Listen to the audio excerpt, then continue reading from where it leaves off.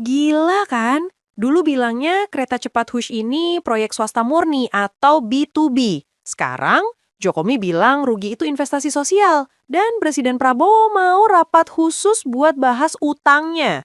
Jadi siapa yang harusnya bayar kerugian 115 triliun ini?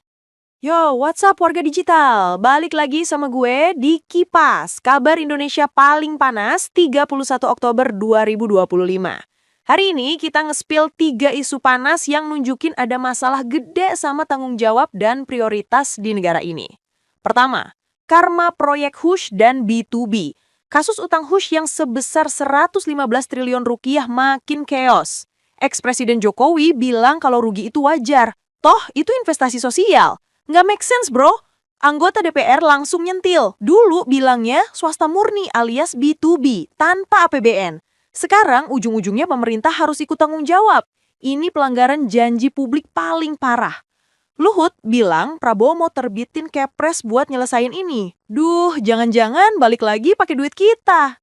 Kedua, ancaman utang baru buat daerah.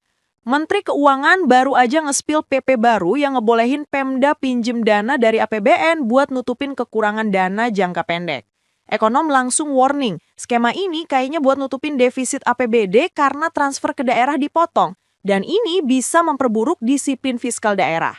Ini bentuk resentralisasi fiskal yang bikin daerah makin gak mandiri dan ujung-ujungnya ngutang ke pusat. Ketiga, kontras prioritas yang bikin nyesek.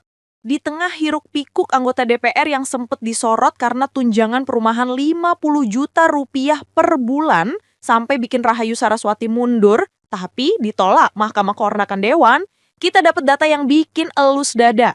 Wakil Menkes nge-spill ada sekitar 2 juta anak Indonesia yang ngalamin gangguan kesehatan mental. Gila kan? DPR sibuk ngurusin tunjangan dan kursi, sementara 2 juta generasi muda kita butuh bantuan serius. So, let's connect the dots. 3 berita ini nunjukin satu tema, tanggung jawab yang ditangguhkan dan prioritas yang keliru. Proyek Hush yang jelas-jelas gagal janji, sekarang dilempar jadi investasi sosial biar kita semua ikutan nanggung.